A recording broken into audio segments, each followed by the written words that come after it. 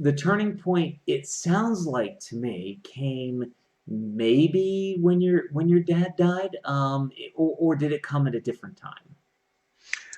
Well, I think that and it's unfortunate. It's unfortunate. I don't speak with on this subject with any great pride or joy. I don't I and I want to put a disclaimer that's very important here. You know, persons need to be at the place of recognizing that I don't support divorce. I'm not one for divorce. It sounds wow. How could you be not for divorce when this has happened?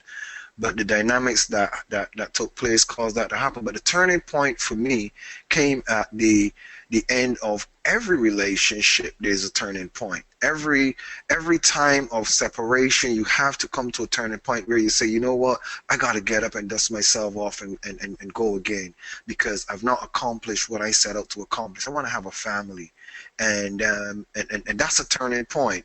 And each time it goes a pear shape, you have to get to a place of another turning point, and that's sad.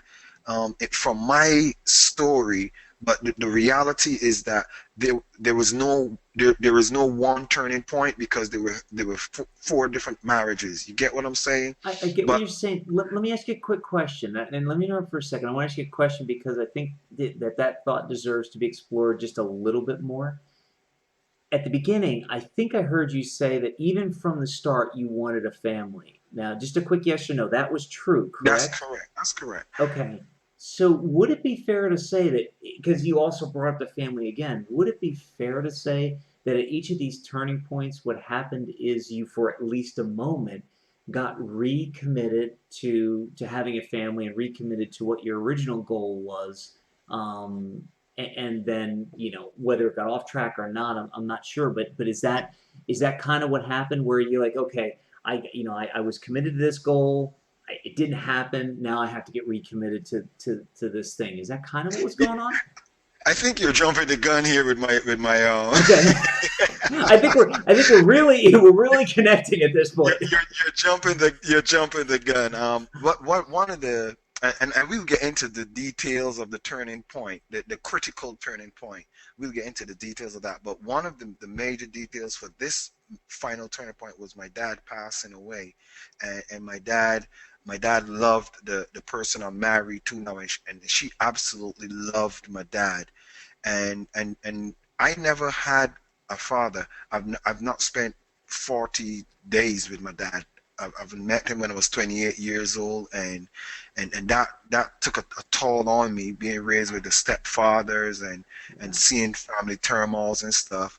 But when my dad approved of my now wife, and then he died, my heart said there's nobody else for my father to approve. I will never have my father's approval again.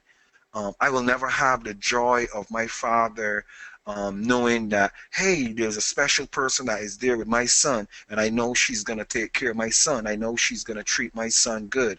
Um, I will never have that. And sometimes in life, I think we need a solid purpose for why we do what we do. Yeah. Why are we committed here? And my solid purpose was not just my dad, but it was also the fact that this person found me when I was at the bottom of my ladder, at the bottom of my line. I gave up. I was way down, Yeah. and they see past that, and I was kind of wowed, because in my previous relationships, I was up, I was rolling, I had stuff going on. I was living in the UK, I lived in the States, I was in Barbados, so but now here's somebody when I look like nothing, I have nothing to offer, and other than I'm a human being with a passion for a family. That's all I had, really. And I wanted to treat somebody special, and I have not given up on that.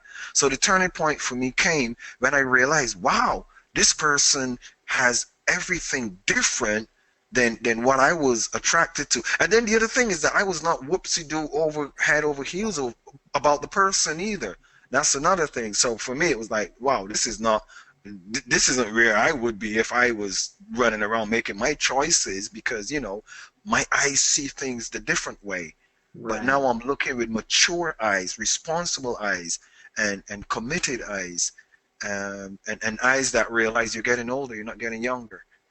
Yeah, exactly. And that it's funny because it sounds so I'll say procedural, but I can tell just from prepping the show and just from looking in your eyes and everything that you do love your wife, and that's the most important. Look at the smile. Everybody, look at the smile. I'm looking around at the audience. So look at the smile here. But that becomes the important thing. I think when people can love us when we are at rock bottom and we're, basically have quote unquote are buck naked and don't have two nickels to rub together, that's the toughest time to love us. It's easy to love people when they're successful. It's easy to love people when they're making money. It's easy to love people when they're adored by everybody else. But it's tough to love them when they're down and when you see all the bad stuff about them.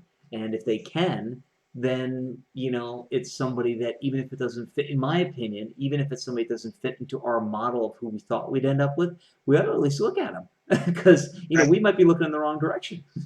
yeah, I think one of the high accolades I want to give to my wife and all those women out there who see a man who looks like nothing. I think a wife. You see, I'm going to go into the concept of a wife and a woman because they're two different things. Every Wow. wife is a woman, but every woman is not a wife. But we'll deal with that another time. But a wife is a person who looks at an individual who has nothing to offer or nothing and sees that she can cause him by her contribution to his life to become something. But a husband also is a man, I believe, that looks at a woman and he doesn't see what she has or what she is able to give to him, but he sees what he can give to her and bring out of her because of his association with her. And when two individuals look at each other and says, "Don't worry, bud, I got your back. Don't worry, I'm gonna be here with you. I'm rolling with you." You get an appreciation for enjoying the victories that you have, as opposed to you celebrate what you already have there, so there's no great victory. But when you earn it together, when you expend energy and planning and strategy to make it happen together, that's awesome. That's epic. Yeah, That's your that word. is That's epic.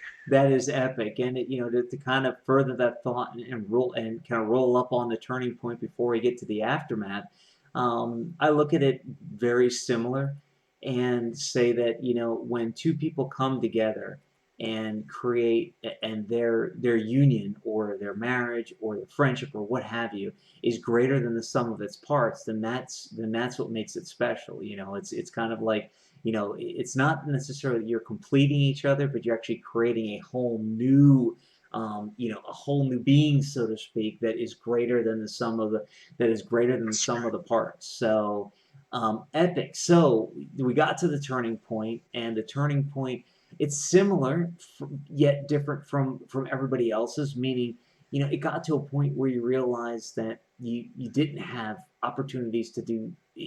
I'm going to kind of generalize it, not to diminish it, but to put it in different terms for some of our audience, so that if they're going through a different circumstance, you got to a point where you realized that you had things that you had to take advantage of because they were never going to happen.